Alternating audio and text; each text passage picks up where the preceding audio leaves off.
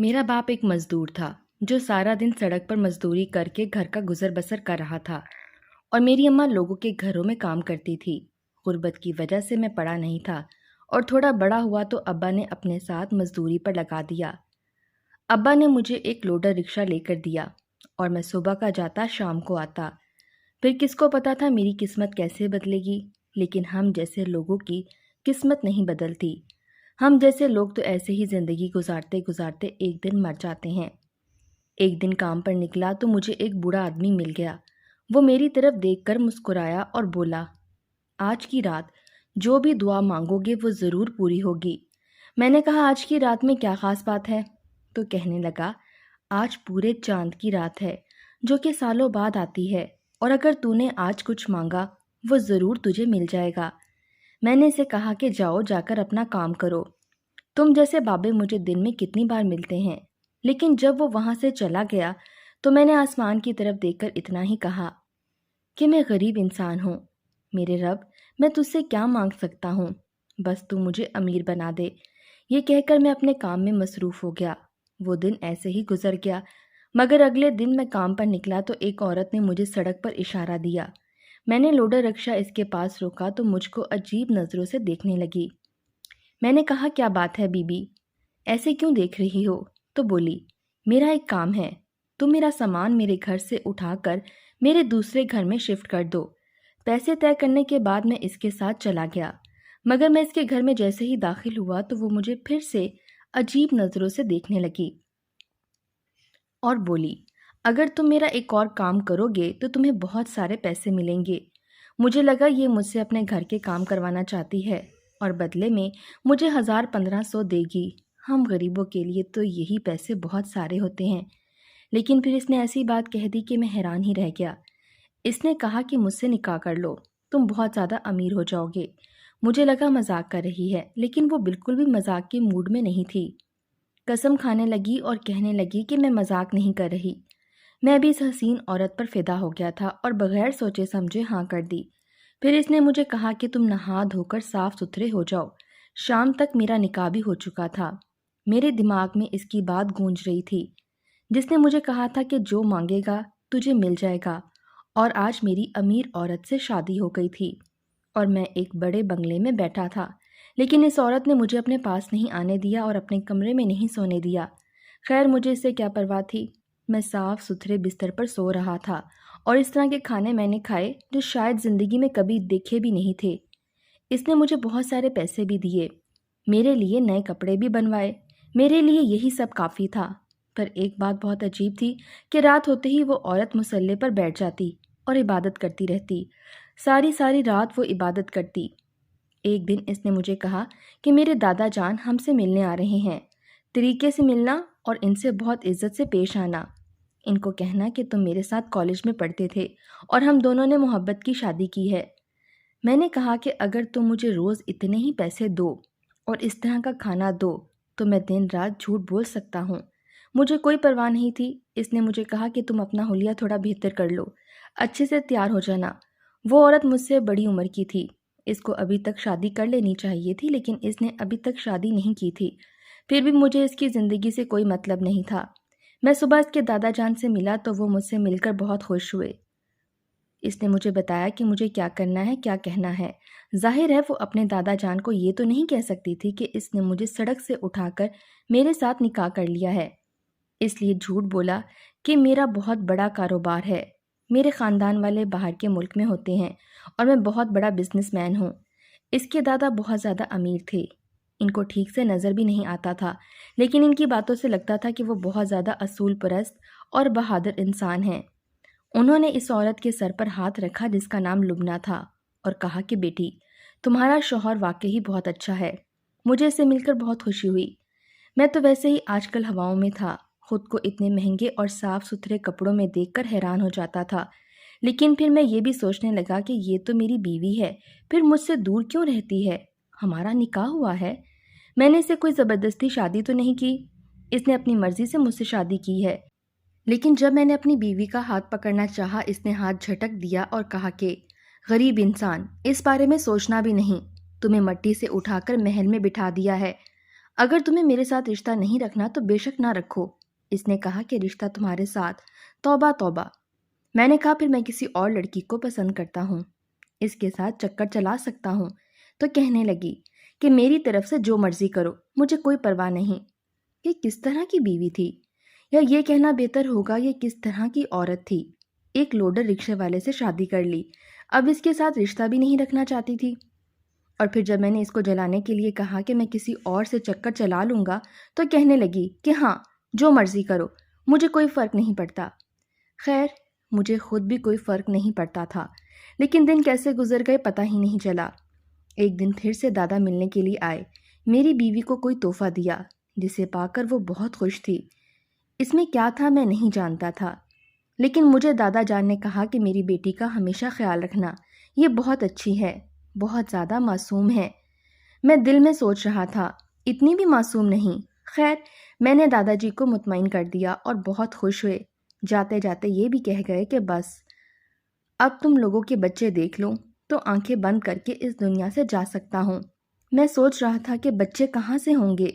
بوڑھے لوگوں کو تو یہی شوق ہوتا ہے کہ اپنے بچوں کے بچے دیکھیں، پھر ان کے بھی بچے دیکھیں۔ دن بہت اچھے گزر رہے تھے۔ جب سے میری بیوی کو تحفہ ملا تھا، اس کے قدم زمین پر نہیں ٹک رہے تھے۔ وہ بہت زیادہ خوش تھی۔ جب بھی میں اس کو دیکھتا وہ کسی سے بات کر رہی ہوتی، کسی کو کہہ رہی ہوتی کہ مجھے نئے کپڑے چاہیے، کسی کو کہتی کہ مجھے سارے گھر کا فرنیچر بدلنا ہے، پھر کسی کو یہ کہتی کہ مجھے سیر کرنے کے لیے جانا ہے، میرا انتظام کروا دیا جائے۔ وہ اس طرح کی باتیں کر رہی تھی جیسے کوئی خزانہ مل گیا ہو۔ اس نے مجھے بھی کچھ پیسے دیے۔ اس نے کہا کہ یہ پیسے تم اپنے پاس رکھ سکتے ہو، بعد میں تمہارے کام آئیں گے۔ وہ پیسے بھی بہت سارے تھے، میں نے ان کو سنبھال کے رکھ لیا۔ میں روز ان پیسوں کو گن کر حیران ہوتا کہ میری قسمت واقعی بدل گئی تھی۔ اس فقیر بابے نے ٹھیک کہا تھا، میری دعا قبول ہو گئی تھی۔ آج تو میں سیٹھ بن گیا تھا۔ ایک دن اس نے مجھے کہا کہ میں اسے طلاق دے دوں کیونکہ اب وہ میرے ساتھ نہیں رہنا چاہتی۔ میں یہ سن کر حیران رہ گیا۔ میں نے کہا میں نے تو تمہارے ساتھ ایسی کوئی حرکت بھی نہیں کی، تمہیں ہاتھ تک نہیں لگایا، پھر تم طلاق کیوں چاہتی ہو؟ اس نے کہا کیونکہ میں تمہارے ساتھ نہیں رہنا چاہتی، یہ میری اپنی مرضی ہے۔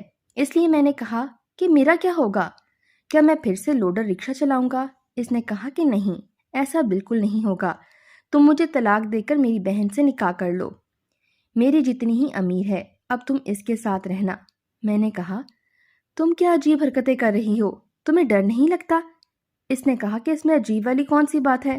ہاں، ویسے بھی عجیب لگنے والی کیا بات تھی، کیونکہ ہماری شادی ہوئی تھی، لیکن ہم لوگ میاں بیوی کی طرح رہتے تو نہیں تھے۔ میں نے کہا کہ ٹھیک ہے، میں اپنی عیاشی ختم نہیں کرنا چاہتا تھا۔ جو پیسے اس نے مجھے دیے تھے وہ 2-4 مہینے میں ختم ہو جانے تھے۔ میں نے فوراً اس کی بات مان لی، اسے طلاق دے کر اس کی دوسری بہن سے نکاح کر لیا۔ اس نے مجھ سے کہا کہ اب تمہارا مجھ سے کوئی تعلق نہیں، نہ تم کبھی مجھے بلاؤ گے، نہ مجھ سے بات کرو گے، اور نہ ہی کبھی میرے گھر آؤ گے۔ اگر میں کہیں تمہیں نظر آ جاؤں تو تم میرے قریب سے ایسے گزر جاؤ گے جیسے مجھے جانتے ہی نہیں۔ اس کام کے لیے مجھے الگ سے پیسے دے دیے۔ یہ دونوں بہنیں تو عجیب طرح کی عورتیں تھیں، بات بات پر پیسے دیتی۔ میں نے کہا ٹھیک ہے، جب تم نے مجھے ایک دفعہ منع کر دیا تو میں ایسا کیوں کروں گا، میں بھی اصولوں والا آدمی ہوں۔ لبنہ سے میرا تعلق ختم ہو گیا۔ تقریباً 1 ماہ کے بعد میں اس کی بہن سلمہ کے گھر میں چلا گیا۔ سلمہ بھی اس کی طرح ہی بڑی عمر کی عورت تھی، لیکن شاید اس نے بھی ابھی تک شادی نہیں کی تھی۔ اس کی شکل بھی لبنہ سے بہت زیادہ ملتی تھی۔ اس نے بھی مجھے الگ کمرہ دیا اور ہر سہولت دی، لیکن اس نے بھی مجھے کہا کہ تم میرے قریب نہیں آنا۔ یہ عورت بھی ساری رات جائے نماز پر بیٹھ جاتی اور عبادت کرتی رہتی، بالکل اپنی بہن کی طرح۔ ویسے یہ عورت لبنہ سے کافی اچھی تھی، میرا بہت خیال رکھتی، مجھ سے اچھے طریقے سے پیش آتی۔ اس نے مجھ سے کہا کہ کچھ دن بعد دادا جی ملنے آئیں گے، تم نے ان سے کہنا ہے کہ ہم لوگ ایک دوسرے کو پہلے سے جانتے ہیں اور تم مجھ سے بہت زیادہ محبت کرتے ہو۔ میں نے کہا وہی والے دادا جان؟ تو کہنے لگی ہاں وہی والے، بس تمہیں چشمہ لگا کر اپنا نام بدل کر پیش آنا ہے۔ میں بھی مان گیا۔ اس دفعہ تو اس نے میرا حلیہ بھی بدل دیا۔ دادا تو وہی تھے، لیکن میں بدلا بدلا لگ رہا تھا۔ زیادہ بات نہیں ہوئی۔ دادا جی اب کی بار بھی بہت خوش ہوئے۔ دادا جی جا چکے تھے اور میں سوچ رہا تھا کہ آخر یہ کیا ہو رہا ہے، لیکن کچھ چیزیں مجھے سوچنے ہی نہیں دیتی تھیں۔ میں بہت زیادہ خوش تھا۔ میں نے تو خواب میں بھی کبھی نہیں سوچا تھا کہ میرے پاس اتنے سارے پیسے، مہنگے کپڑے، جوتے اور سب چیزیں ہوں گی۔ ہر روز کی بنیاد پر وہ مجھے پیسے دیا کرتی۔ اس نے مجھے کہا کہ پیسے بنا لو، بعد میں کوئی اچھا سا کاروبار کر لینا۔ اس کی یہ بات مجھے سمجھ نہیں آئی۔ کیا وہ بھی مجھے چھوڑنے والی تھی؟ اس نے یہ کیوں کہا کہ بعد میں کاروبار کر لینا؟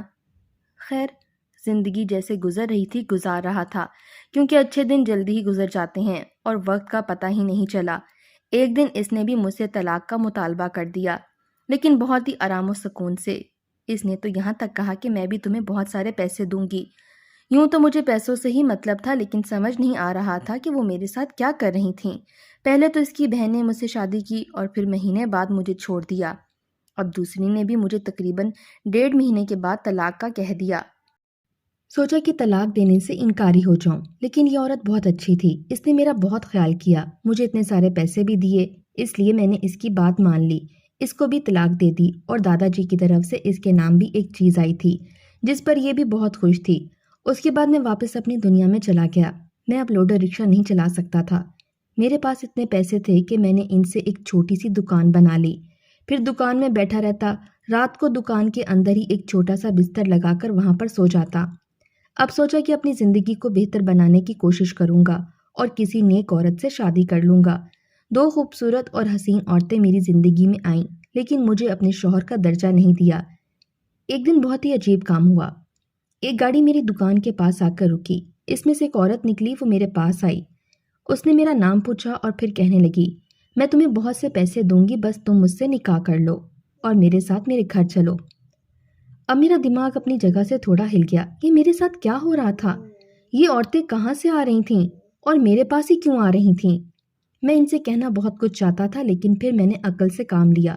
میں نے کہا ٹھیک ہے، میں آپ کے ساتھ چلوں گا۔ اپنی دکان کو تالا لگایا، اس کے ساتھ چل دیا۔ اس نے بھی وہی ساری باتیں کی۔ میں نے اس سے راستے میں پوچھا کہ آپ لبنہ اور سلمہ نام کی عورتوں کو جانتی ہیں؟ تو کہنے لگی کہ نہیں، میں ان کو نہیں جانتی، جبکہ یہ صاف جھوٹ بول رہی تھی۔ اگر یہ نہیں جانتی تھی تو اس کو میرے بارے میں کیسے پتا چلا؟ اس کی شکل بھی ان دونوں سے بہت زیادہ مل رہی تھی۔ اس کا مطلب یہ بھی ان کی ہی بہن تھی۔ کوئی نہ کوئی چکر تو ضرور تھا، لیکن مجھے عقل سے کام لینا تھا۔ اس نے مجھے وہی ساری باتیں کیں، صاف ستھرا مجھے کروایا، میرے لیے نئے کپڑے لیے، میرا حلیہ بھی بدل دیا۔ یہ کہتی تھی کہ وہ دونوں میری بہنیں نہیں ہیں، پھر اس کی حرکتیں ان جیسی کیوں تھی؟ یہ بھی ان کی طرح ساری رات عبادت کرتی۔ میں بلایا کرتا تو کہتی مجھے عبادت کرنے دو۔ اس نے بھی مجھے دادا جان سے ملوایا۔ دادا جان نے اس کو ایک چھوٹا سا تحفہ دیا، لیکن اس دفعہ میں نے دادا جان سے بات پوچھ لی۔ میری تیسری بیوی جس کا نام ثنا تھا وہاں سے کچھ دیر کے لیے چلی گئی، اس لیے مجھے موقع مل گیا۔ لیکن جب میں نے ساری حقیقت دادا جی سے پوچھنی چاہی تو ان کا جواب سن کر میرے قدموں تلے سے زمین نکل گئی اور ساری گیم مجھے ایک ہی پل میں سمجھ آ گئی۔ آپ نے اپنی پوتی کو کیا دیا ہے؟ تو وہ کہنے لگے تمہیں نہیں پتا؟ میں نے اپنی پوتی کو اس کے حصے کی جائیداد دی ہے۔ میں نے کہا کیا مطلب؟ مجھے آپ کی بات سمجھ نہیں آئی۔ انہوں نے کہا کہ اللہ کا دیا سب کچھ تھا، ہمارے پاس دولت، شہرت، سب کچھ۔ یہ تینوں ہی میرے اکلوتے بیٹے کی بیٹیاں ہیں، لیکن ان کے ماں باپ اس دنیا سے چلے گئے ہیں۔ دونوں ایک حادثے میں چل بسے تھے۔ اس کے بعد میری جائیداد ان تینوں کی ہی تھی، لیکن میں چاہتا تھا کہ اپنی جائیداد کے 3 حصے کر کے ان لوگوں کو تب دوں جب یہ اپنا گھر بسا لیں۔ ایسا نہ ہو کہ میں ان کو پیسے دیتا اور پھر یہ پیسے ادھر ادھر اپنی موج مستیوں میں اڑا دیتی، کیونکہ یہ تینوں ہی شادی کے خلاف تھی اور شادی نہیں کرنا چاہتی تھی۔ ان کو شادی کرنے کی ضرورت بھی کیا تھی؟ باپ دادا کی اتنی جائیداد جو تھی ان کے پاس۔ اسی لیے میں نے ایک وصیت لکھی ہے جس میں نے لکھا کہ جب تک یہ شادی نہیں کریں گی ان کو ان کے حصے کی دولت نہیں دوں گا۔ اللہ نے مجھے کوئی پوتا نہیں دیا، لیکن داماد بھی تو بیٹے جیسے ہی ہوتے ہیں، اس لیے سوچا جب ان کی شادی نہیں ہوتی ان کو پیسہ نہیں دوں گا، ان کے ساتھ کسی مرد کا ساتھ ہوگا تو وہ ان کو سنبھالے گا بھی، صحیح طریقے سے استعمال کرے گا۔ میں نے کہا کتنی دولت دی ہے؟ اپنی تینوں پوتیوں کو۔ تو دادا جان نے جو بات مجھے بتائی وہ سن کر میں حیران رہ گیا۔ وہ بولے کروڑوں میں ان تینوں کا حصہ ہے۔ بیٹا اللہ کا کرم ہے، تینوں کو ہی اچھے شوہر ملے ہیں، بہت ہی پاک صاف اور نیک لوگ ہیں۔ انہوں نے اپنے داماد کا نام بتایا تو میں حیران رہ گیا، کیونکہ یہ تینوں داماد میں ہی تھا۔ اس کا مطلب صرف جائیداد لینے کے لیے تینوں بہنیں اپنے دادا جان کے سامنے شادی شدہ ہونے کا ناٹک کر رہی تھیں۔ کیونکہ دادا جان کی نظر بھی کمزور تھی اور وہ ویسے بھی کتنے دن اور زندہ رہنے والے تھے، لیکن ان تینوں نے ایک ہی آدمی یعنی مجھ سے شادی کی تھی اور اپنے اپنے حصے لے کر مزے کر رہی تھیں، جبکہ مجھے 2-3 لاکھ دے کر بھگا دیا اور اپنے دادا کو بھی دھوکہ دیا۔ اس عورت نے مجھے 2-3 ہفتے بعد طلاق کا کہہ دیا۔ میں نے اس کو بھی طلاق دے دی، لیکن اب میرے دماغ میں کچھ اور ہی گیم چل رہی تھی۔ میرے پاس 2 راستے تھے، یا تو میں ان تینوں عورتوں کے پاس جاتا، ان کو کہتا کہ میں تمہارا راز دادا جان کو بتا دوں گا، نہیں تو مجھے بھی میرا حصہ دو۔ ان تینوں سے حصہ لے کر میرے پاس کافی دولت آ جاتی، لیکن ان عورتوں کا کوئی پتہ نہیں تھا۔ جب یہ اتنا کچھ کر سکتی تھیں تو یہ مجھے بھی جان سے مروا سکتی تھیں۔ مجھے 2-4 کروڑ دینے سے اچھا یہ کسی کو 3-4 لاکھ دے دیتی تو وہ میری جان لے لیتا۔ اس لیے مجھے دوسرا طریقہ استعمال کرنا تھا۔ میں نے وہی کیا۔ طریقہ بہت خطرناک تھا، مگر میرے پاس کوئی اور راستہ نہیں تھا۔ مجھے بے وقوف بنایا گیا تھا اور مجھے پتہ بھی نہیں چلا۔ پھر تینوں عورتوں نے بڑی چالاکی سے طلاق بھی لے لی۔ ان کو کیا لگتا تھا انہوں نے مل کر مجھے بے وقوف بنایا ہے؟ میں اگلے دن دادا جان کے گھر چلا گیا، کیونکہ گھر تو میں نے دیکھا ہی ہوا تھا۔ دادا جان مجھے دیکھ کر حیران ہوئے۔ مجھے اپنی پہلی والی پوتی لبنہ کا شوہر سمجھے، لیکن وہ اس بات پہ حیران تھے کہ لبنہ تو تمہارے ساتھ باہر کے ملک چلی گئی تھی نا، تم اچانک یہاں کیا کر رہے ہو؟ میں نے ان کو ساری بات بتا دی۔ مجھے افسوس بھی ہوا کہ کیسے ایک اچھے بھلے انسان کو جو اتنا سمجھدار تھا کروڑوں روپے کی جائیداد بنائی، لیکن تینوں نے مل کر اس کو بے وقوف بنا لیا۔ میں نے ان کو ساری بات بتا دی۔ وہ اپنا سر پکڑ کر بیٹھ گئے، بہت زیادہ پریشان ہو گئے۔ میں نے کہا مجھے پتا ہے آپ ساری جائیداد ان کو دے چکے ہیں، اب یہ سب کچھ بتانے کا کوئی فائدہ بھی نہیں ہے، وہ لوگ تو گیم کھیل چکے ہیں۔ دادا جان نے مجھے حیران ہو کر دیکھا اور کہا یہ گیم انہوں نے نہیں کھیلی بلکہ میں نے ان کے ساتھ گیم کھیلی ہے، اور وہ یہ کہ میری وصیت میں ایک لائن یہ بھی تھی کہ اگر انہوں نے اپنے شوہر کو چھوڑ دیا، اسے کسی بھی طرح سے علیحدگی کی، تو ان کی ساری دولت ان کے شوہر کو مل جائے گی۔ اگر یہ اس کو دولت نہیں دیں گی اور دینے سے انکاری ہو جائیں تو پھر وہ خود کورٹ سے ان کے خلاف کیس کر کے پیسے لے سکتا ہے، کیونکہ میں خود بھائی، خاندان اور فیملی والا بندہ ہوں، اور کون چاہتا ہے کہ ان کی بیٹیوں کا گھر برباد ہو۔ آج کل تو شادیوں کی کامیابی کی شرح بہت کم ہو گئی ہے۔ یہ وصیت میں نے اس لیے لکھی تھی کہ میری پوتیاں ہمیشہ اپنا گھر آباد رکھیں۔ مجھے اتنا بڑا دھوکہ دیا، آپ قانون اور اصول کے مطابق وہ ساری کی ساری دولت تمہاری ہے۔ جب یہ بات ان تینوں کو پتہ چلی تو ان پر حیرت کا پہاڑ ٹوٹ پڑا۔ تینوں میرے قدموں میں گر گئیں، معافی مانگنے لگی۔ اپنے دادا سے بھی معافی مانگی۔ میں نے ان لوگوں کو معاف کر دیا، کہا کہ تم لوگوں نے مجھے دھوکہ دیا، میں تو غیر تھا، پر اپنے دادا جی کو بھی دھوکہ دے دیا جس نے تمہیں باپ بن کر پالا۔ دادا جان نے کہا میں ان کو کبھی معاف نہیں کروں گا، ان کو دولت چاہیے تھی، لے جائیں ساری دولت، مگر مجھے اپنی شکل مت دکھائیں۔ میں دادا جی کے ساتھ رہنے لگا، آخری وقت بھی ان کے ساتھ تھا، ان کے گھر میں رہتا۔ جانے سے پہلے وہ اپنا گھر اور اپنے حصے کی جائیداد میرے نام کر کے چلے گئے۔ میری زندگی میں جو بھی ہوا بہت عجیب ہوا، لیکن میں یہ کہتا ہوں کہ کبھی بھی کسی کو دھوکہ نہیں دینا چاہیے، بالکل بھی نہیں۔ دادا جان بہت اچھے انسان تھے۔ جب اس دنیا سے گئے تو مجھے لگا میرا اپنا باپ اس دنیا سے چلا گیا۔